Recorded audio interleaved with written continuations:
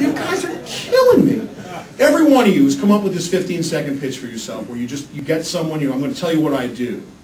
Now, what you're trying to do in that 15 seconds is you're trying to create value. You're trying to take the sum total of your intellectual property and you're trying to take that value, and if you do it right, you're going to convert that value into wealth. Because what you're going to do is you're going to make yourself valuable to this new connection, and this new connection is going to remunerate you for having been connected. And if it's not them, then you're going to hope the network effect takes place, and that they know somebody who is going to value what you do, and they'll be able to translate that connection into wealth, the value of that connection. So that works perfectly in a computer world. As a matter of fact, it's blindingly easy to create value online. The hardest thing online is to translate the value into wealth. For example, we talked about Skype. It's free. I can video chat with someone in London. Nobody's making any money. I can instant message. That's really valuable. Nobody's making any money. Lots of value. No translation of the value into wealth. There's not an ad you're going to see. There's nothing. It's just simply a bandwidth suck. Someone's paying for it. It's not me. So I have an opportunity to take my intellectual property, my 15-second elevator pitch, and I can decide how I want to distribute that online.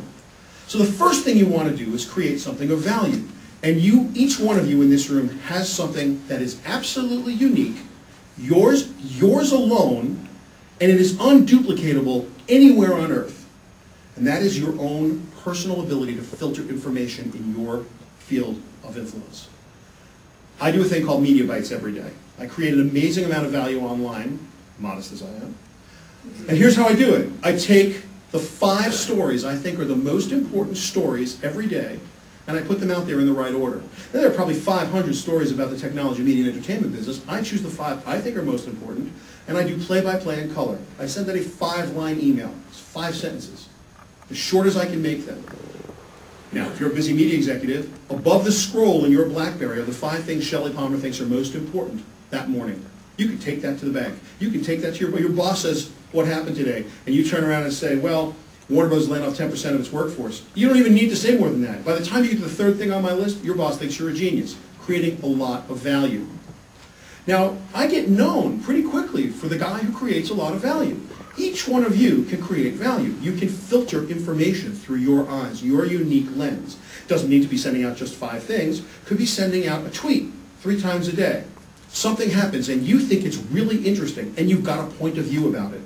Your value that you have added to that bit of news is really important, and it's unique because it's yours. So what you have here is knowledge, which is everywhere on the internet, is not valuable. Right? There's just tons of knowledge out there. There's tons of information. As a matter of fact, the quote always goes, information is not knowledge.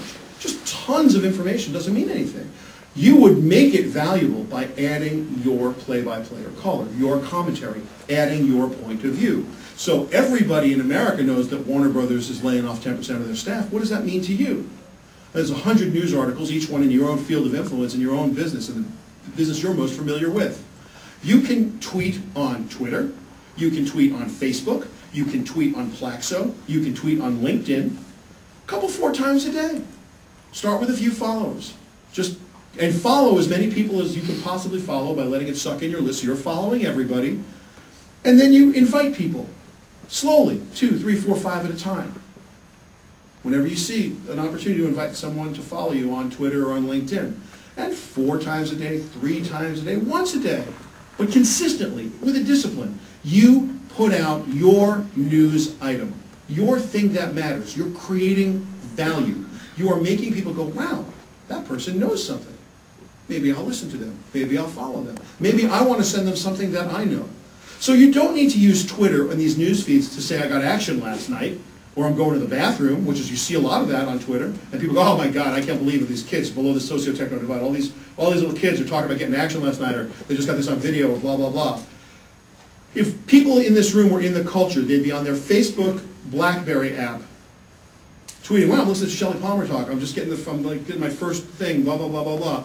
You would be telling your social network that you're in a place getting information that was valuable to you. And it might be valuable to them. That's what a news feed is for. I was in Shenzhen, China in May when the earthquake took place in the Sichuan province, just 800 miles away. And there was this tremendous, tremendous show of solidarity going on in Shenzhen that day. And I happened to tweet about it on Facebook and Twitter and LinkedIn and Plaxo. Just got it out there. I use one application that does all four of those at once. You don't have to think about it.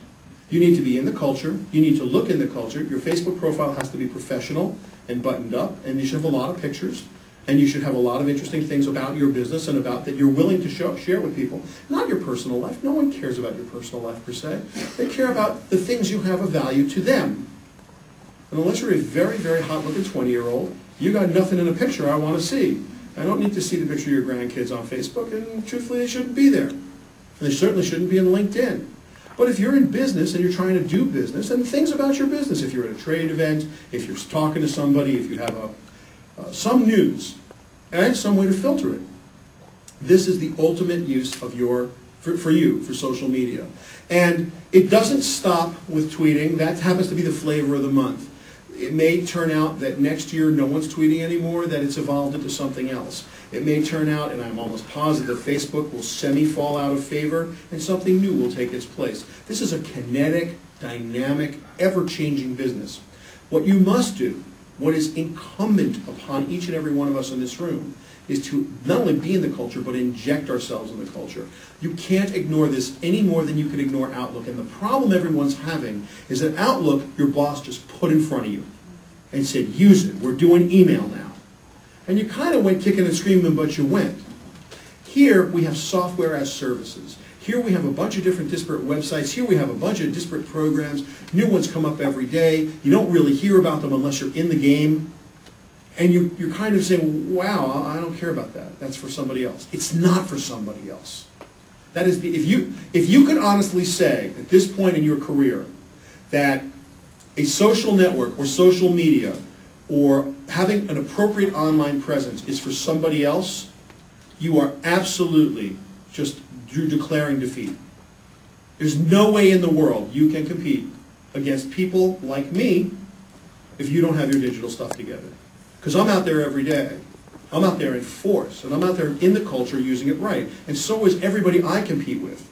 And if you're looking for my job, if you're looking to come and get the money that I'm taking from somebody, and money's pretty scarce right now in this economy, and I'm telling you, you better come with more than thinking that Outlook and Google are going to cover you. If I say link, colon, space, fill in the blank in Google, who knows what that does?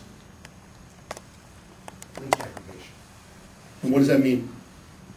Links come into you. Exactly right. One guy in this room had it exactly right.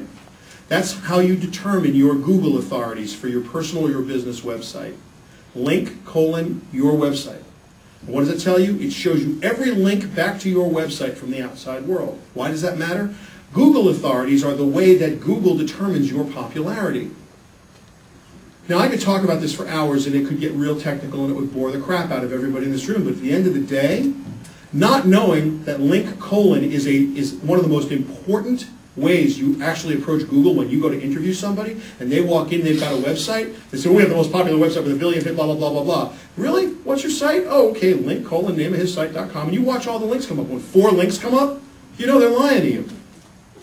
Then you go to Alexa and you type it in, and it's the 36 millionth visited website online. The guy's lying.